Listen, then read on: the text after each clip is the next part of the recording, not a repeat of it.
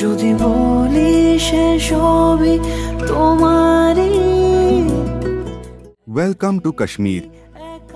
পেহেলগামে এসে রুম নেওয়ার পরে আমরা আর বেশি লেট করিনি, ওখানে লাগেজগুলো রেখে জাস্ট জ্যাকেটটা গায়ে দিয়েই বেরিয়ে পড়েছি। আমাদের গাড়ি বুক করা ছিল, আমরা এখন যাব হচ্ছে আরু ভ্যালি আর বেতাব ভ্যালিতে, কারণ চন্দনবাড়িটাও ওই রাস্তাতেই পড়বে, কিন্তু আমাদের যাওয়া হবে না, তার কারণ হচ্ছে আমাদের সন্ধ্যা হয়ে যাবে। তো আরু ভ্যালি বেতাব ভ্যালিটাই আজকে যাওয়া হবে। আর এখন বাজে হচ্ছে মোটামুটি 3:30 মতো।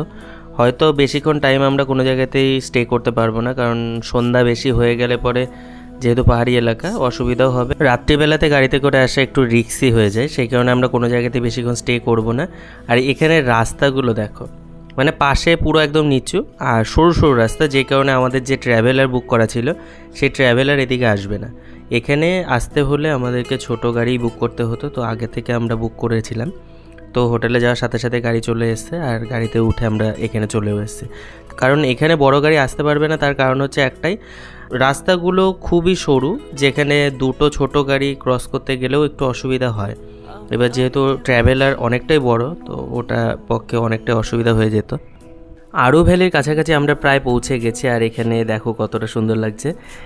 বাঁ দিকটা একটু সমতল রয়েছে আর ডান দিকে পাহাড় রয়েছে, মাঝখানে রাস্তার দূরে দেখা যাচ্ছে পাহাড়, যেখানে হচ্ছে পুরো বরফে ভর্তি, দারুণ লাগছে দেখতে। আমরা চলে এসেছি হচ্ছে এখন আরু ভ্যালিতে। তো এখান দিয়ে হচ্ছে যাওয়ার রাস্তা রয়েছে, এই যে পেছনে, এখান দিয়ে যাব। আর এই যে পেছনে গাড়ি থেকে নেমে আমরা হাঁটতে শুরু করলাম। আর এখানে কিছু কিছু দেখো দোকান রয়েছে, বেশিরভাগ জায়গাতেই জামা কাপড়ের দোকান, আর এখানে ফলের দোকান, ড্রাই ফ্রুটসের দোকানই বেশি থাকে। তবে আরু ভ্যালিতে এসে বুঝলাম এই জায়গাটা অতটা বেশি পপুলার নয়। পপুলার যদি হতো এখানে আমরা অনেক বেশি পরিমাণে লোক দেখতে পেতাম, অত পরিমাণে লোক এখানে আমরা দেখতে পাইনি। তবে লোক এসছে, কিছু লোক এসছে। আর এখানে দেখার মতো হচ্ছে যে এই ভ্যালিটা রয়েছে, আর পেছনে যে পাহাড়টা দেখা যাচ্ছে ওটা বেশ সুন্দর লাগছে দেখতে। পাশ দিয়ে জল বয়ে যাচ্ছে, আর এখানে কিছু লোক ফটোশ্যুট করছে। আর যেহেতু এই জায়গাটা সমতল, তো এখানে ফটো তুলছে। আর রোদের মধ্যে না একটু অসুবিধা হয় ফটো তোলা। আর চারিদিকটা তোমাদেরকে ঘুরিয়ে দেখিয়ে দিলাম, একটু দেখে নাও। ওই যে সামনে যে বরফে ঢাকা যেটা, ওটাই বেশি ভালো লাগছে দেখতে। পাহাড়ের দৃশ্য দূর থেকে দেখতে মনে হয় বেশি ভালো লাগে, কাছে গিয়ে তো আর এরকম দৃশ্য দেখা যায় না। কাছে থেকে দেখা যায় নিজেদেরকে, আর মানে বরফের মধ্যে আর কি নিজেদেরকে, কিন্তু দূর থেকে যে পাহাড়ের ভিউ, এই ভিউ খুঁজলেও পাওয়া যাবে না কাছে থেকে। এদিকটা যাবো আমরা, আগে এখান থেকে ঘুরে আসি। এত পরিমাণে হাওয়া যে আমরা সহ্যই করতে পারছি না, আমার কান ঠান্ডা হয়ে গেছে।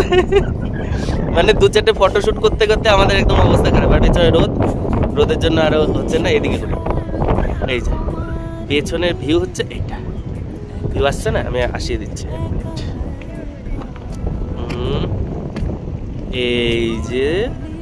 এই যে ভিউ, পেছনে ভিউ এইটা, কেমন লাগছে?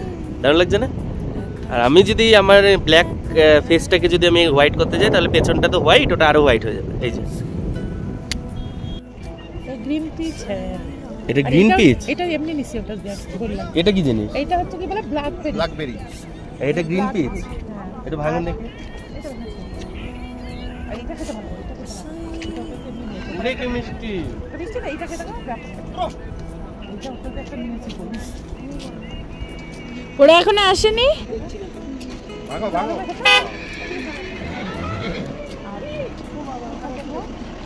এখানে রয়েছে অনেক ফল, যেটা পুরো নেট দিয়ে ঢেকে রেখেছে যাতে ধুলোবালিটা কম যায়। ধুলোবালি কি আর নেটে আটকায়? তবে পোকামাকড়, মাছি এগুলো হয়তো আটকাবে। আর এখানে বিভিন্ন রকমের ফল রয়েছে, আমরা কোনো কিছুই নাম জানি না, 2-1টা নাম জানি যেগুলো আমরা সবসময় খাই, যেগুলো পাওয়া যায়। আর বাকি যেগুলো রয়েছে সেগুলোর নাম জানি না, জিজ্ঞাসা করলে হয়তো বলে দিত, কিন্তু আমাদের অত সময় নেই এখন হাতে। আমি বুঝে পাই না যে পাহাড়ের এলাকাগুলো আকাশ এরকম নীল হয় কেন। আমি এটা একটা র ভিডিও করছি, যে কোনো এডিট কিছু নয়, কিন্তু আকাশ কি সুন্দর নীল। এখন আমরা আরু ভ্যালি থেকে বেরিয়ে যাচ্ছি, কারণ আরেকটা বেতাব ভ্যালিতে যাওয়ার কথা আছে। তো সেখানে নাকি আরও সৌন্দর্যটা বেশি পাবো, সেই কারণে এখানে আর আমরা বেশিক্ষণ স্টে করছি না। এমনি প্রায় 4টে বাজতে চললো, তো বেশি লেট করলে ওইদিকে গিয়ে আবার সময় পাবো না, সেই জন্য এখান থেকে অল্প সময়ের মধ্যেই আমরা বেরিয়ে যাচ্ছি। এখানে গাড়ি ড্রাইভারকে বললাম যে একটু দাঁড়াতে, তার কারণ হচ্ছে এখান দিয়ে জল নামছে, দেখতে খুব ভালো লাগছে। এবার এসছি যেখানে দুটো ফটো না তুলে নিয়ে গেলে ভালো লাগবে না মনটা, কারণ আবার কবে আসতে পারবো, হয়তো নাও আসতে পারি, বলা যাবে না যে আসবোই, না আসার চান্সটাই বেশি। সেই কারণে এখানে একটু দাঁড়িয়েছি, 2-4টে ফটো মটো তুলবো, তারপরে যাব। পাহাড়ি পাথরের মধ্যে দিয়ে যে জলগুলো নামে দেখতে এত ভালো লাগে। আর যেহেতু গাড়িতে করে আসছিলাম, যাওয়ার সময় চোখে পড়েছে আমার একবার, তো তখন বলিনি যে মেন জায়গা থেকে ঘুরে আসি তারপরে বলবো। আসার সময় আবারও দেখলাম, তো বললাম যে দাদা একটুখানি দাঁড়াও, এখানটা একটু দেখবো তারপরেই যাব। আমরা গাড়িতে উঠে পড়েছি, এখন যাচ্ছি হচ্ছে বেতাব ভ্যালির উদ্দেশ্যে। তো রাস্তা দেখো এতটাই পরিষ্কার, আর তার পেছনে বরফে ঢাকা একটা পাহাড়, দেখতে এত ভালো লাগছে। আমার এত ভালো লাগে এই দৃশ্যগুলো দেখতে, মনে হয় যেন এখানেই থেকে যায়, কিন্তু সেটা তো পসিবল নয়। ওই জন্যই টুরিস্টরা ঘুরতে আসে, কিন্তু এখানে থাকতে আসে না, কারণ অনেক দিন পর পর একদিন আসবে, দেখবে, ঘুরবে, চলে যাবে। ঠিক আছে, শ্রীনগর ছাড়ার সময় ভেবেছিলাম যে আমরা হয়তো আর বরফ দেখতে পাবো না, কিন্তু এই পেহেলগামে আসার পর দেখলাম যে না, এখানেও এখনও দেখা পাওয়া যাচ্ছে। সো ফাইনালি আমরা এখন এসেছি হচ্ছে বেতাব ভ্যালিতে। এই যে লেখা রয়েছে এখানে বেতাব ভ্যালি। তো এখানে 100 টাকা করে টিকিট পার হেড। এইদিকে রয়েছে জল আর ওইদিকে রয়েছে বরফ। ব্যাক ক্যামেরা করি, এই হচ্ছে দৃশ্য।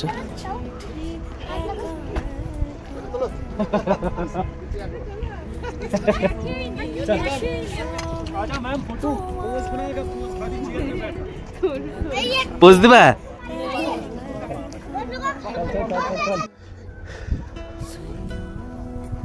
বলে না এত সুন্দর দৃশ্য জন্ম জন্মান্তরে ভুলিব না, সেরকমই ব্যাপার হয়ে গেছে আমাদের, বুঝলেন?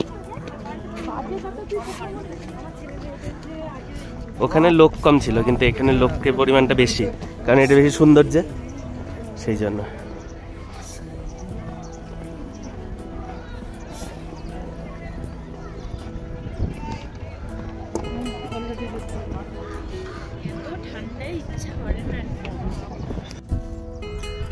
বেতাব ভ্যালিতে আসার আগে অনেকে বলছিল যে এখানে খুব কাদা, সত্যিই কাদা, মানে বরফ জমে রয়েছে, সেগুলো গলছে আর কাদা হয়ে যাচ্ছে পুরো। এই যে বরফ, পার্কের ভেতরেই বরফ, ভালো লাগছে। ঠান্ডাতে কাজ সারা আমাদের, বাবা খুব ঠান্ডা। পাহাড়ের মধ্যে গিয়ে আমরা মানে যে গুলমার্গে গেলাম, ওখানে গিয়ে জাস্ট পাতলা এরকম ভেতরে একটা এরকম ইনার পরে ফটো মটো তুলে এসেছি, কোনো ব্যাপার নেই। কিন্তু এখানে এত ঠান্ডা আর এত হাওয়া, আর হাওয়ার জন্য একেবারে হাতের অবস্থাই যায়, প্রচন্ড ঠান্ডা, প্রচন্ড। 100 টাকা করে টিকিট দিয়েছি, একটু ঘুরেই যাই, ঘুরে না গেলে পয়সাটা তো উঠবে না, সেই জন্য একটু ঘুরে যেতে হবে। আমরা এখন ঠান্ডায় কাতর হয়ে গেছি, নাক দিয়ে যা হাওয়া ঢুকছে,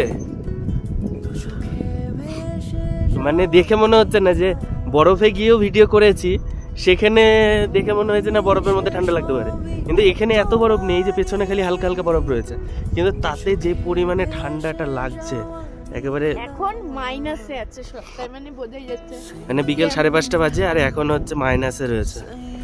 আর যেই পরিমাণে ঠান্ডা, বিশেষ করে হাওয়াটার জন্য একেবারে অস্বস্তি লেগে যাচ্ছে, এত হাওয়া। আর এইটুকুনি হওয়াটা উচিত ছিল, ঠান্ডার জায়গায় এসে যদি একটু ঠান্ডাই না লাগলো তাহলে কিরকম হবে। আমার তো অলরেডি সর্দি লেগে গেছে, কালকে পরশু দিন থেকে আমার সর্দি লেগেছে, সোনমার্গ থেকে আসার পর থেকে আমার গলাটা হালকা হালকা ব্যথা। এবার ঘুরতে এসছি, একটু ব্যথা হলেও সহ্য করে নিতে হবে, কারণ ঘোরা মিস করা যাবে না। আমার জন্য তো আমাদের পুরো টিম তো আর বসে থাকবে না, আর আজকে এসছি, আবার কবে আসবো তাও জানি না। এই সিনারিটা আমার এত ভালো লাগছে। পড়তে পারছো না তুমি? হ্যাঁ পড়তে পারবো, তো পারবো না কেন।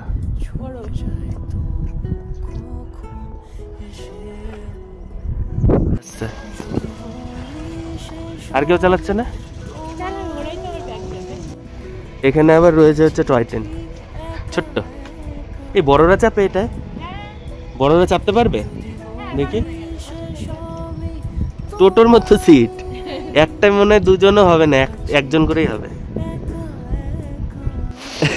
শূন্য দিয়ে মানুষ যাচ্ছে, ওই দেখো কি স্পিডে গেল।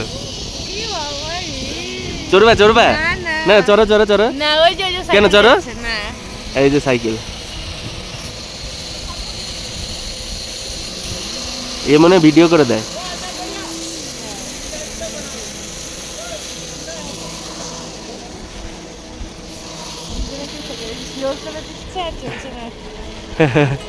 না চালালে চলবে না, চালাতেই হবে।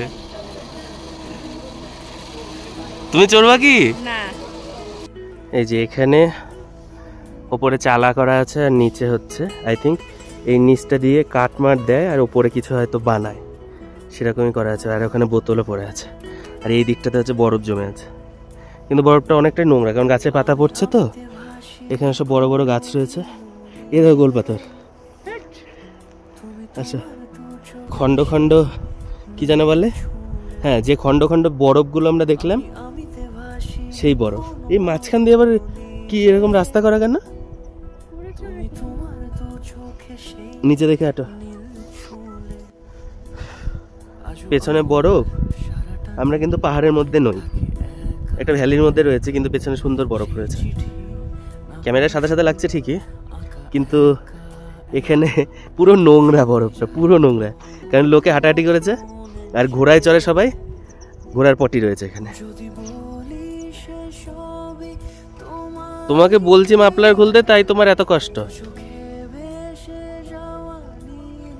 মাফলার খুলতে বললে তোমার এত কষ্ট। খোলো, এই তো মাথা দিয়ে পড়ে আছে, খোলো, খুলে খুলে গলায় রাখো। সো এখানে আমরা কফি নিয়ে নিয়েছি, কারণ এত পরিমাণে ঠান্ডা না হলে জমে যাচ্ছে। আমরা এই যে এখান থেকে নিলাম কফিটা, সবার ঠান্ডা। দেখি, বাহ, এখন -2 চলছে। তাই তো বলি এখন নাক দিয়ে জল পড়ে কেন। চলো কফি নাও, কফি নাও। এই চেয়ারে আসো, এই চেয়ারে আসো আগে।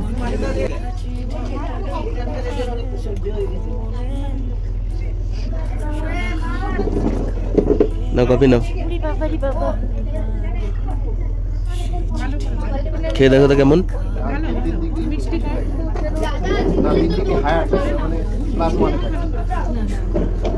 আরে দেও মুখে, একটুখানি খেয়ে দেখো কেমন। ভালো। আমরা বেতাব ভ্যালি থেকে বেরিয়ে গেলাম, মুখ টুক ঢেকে। ভদ্রভাবে আসলাম, অভদ্রের মতো বেরোচ্ছে।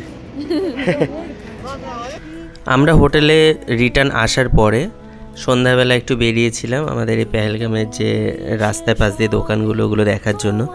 আর এখানে আসার পরে একটা ড্রাই ফ্রুটসের দোকানে আমরা ঢুকেছি। এখান থেকে আখরোট নেওয়া হচ্ছে, আর প্রচুর ধরনের জিনিস রয়েছে এখানে ড্রাই ফ্রুটসের মধ্যেই, কিন্তু দামগুলো এত পরিমাণে বেশি, আর বার্গেনিং না করলে পরে একদম গলা কেটে বসিয়ে দেবে, এরকমই ব্যাপার। সন্ধ্যাবেলায় আমরা সকলে মিলে বাজারে গেছিলাম, মানে বাজার বলতে এখান দিয়ে যে রাস্তা ধার দিয়ে যে ড্রাই ফ্রুটসের দোকান, সোয়েটারের দোকান, এসব জায়গাগুলো ঘুরে টুরে আসলাম, একটু চাও খেয়ে আসলাম। মানে এত পরিমাণে ঠান্ডা চা না হলে হবে না। তো চায়ের দোকানও বেশি নেই এখানে, আমরা অনেকটা দূর যাওয়ার পরে একটাই চায়ের দোকান পেয়েছি, তো সেই কারণে আমাদের একটু লেটও হয়ে গেছে, আর চা দিতে আরও লেট করেছে। আর তারপরে ওখানে যে স্ট্রিট ফুডগুলো আছে, আলু ভাজা, আরও চানা, এগুলো সব ওরা তেলে ভাজে। সেসব জিনিসগুলোর মধ্যে আলু ভাজাটা একবার খাওয়া হয়েছে। আরেক রকমভাবে আলু ভাজে, সেটা হচ্ছে গোল গোল করে আর কি, আলু গোল গোল করে কেটে সেটা ভাজে। সেই জিনিসটা পম্পি এখন কিনে এনেছে, এই যে এখন বসে বসে খাচ্ছে।